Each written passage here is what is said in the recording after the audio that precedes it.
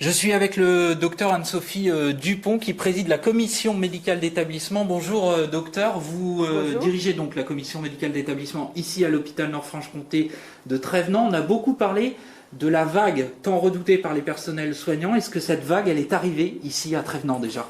Elle est sur le point d'arriver. L'hôpital Nord-Franche-Comté, depuis plusieurs semaines, se prépare à l'arrivée de cette vague.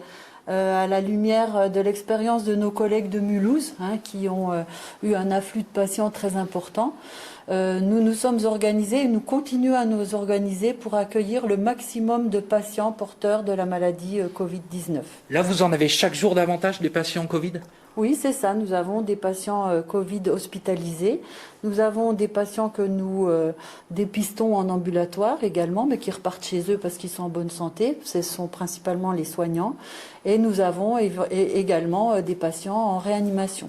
Est-ce que vous avez assez de lits pour les accueillir? Alors c'est une question à laquelle je ne peux pas répondre aujourd'hui.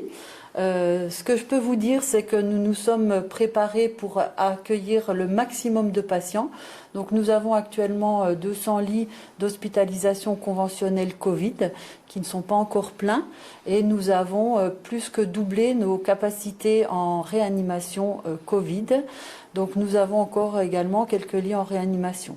Par contre, donc, ce que nous avons construit grâce aux efforts de tous, ça s'appelle une digue. Nous espérons que la digue soit le plus haute possible pour pouvoir contrer cette vague.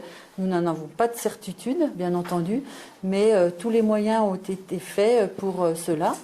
En plus de créer des services Covid, nous avons organisé la protection de nos personnels, puisque c'est une maladie que vous savez très contagieuse.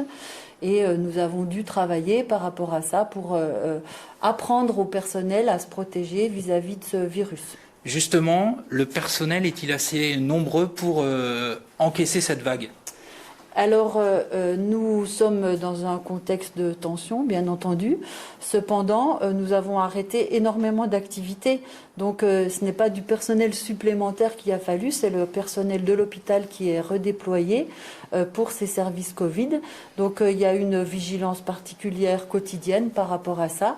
Mais les services qui ont ouvert pour accueillir les patients Covid sont des services qui sont pourvus en personnel, bien entendu. Merci beaucoup, docteur. On vous souhaite bon courage et bon courage à vos équipes aussi. Je vous remercie.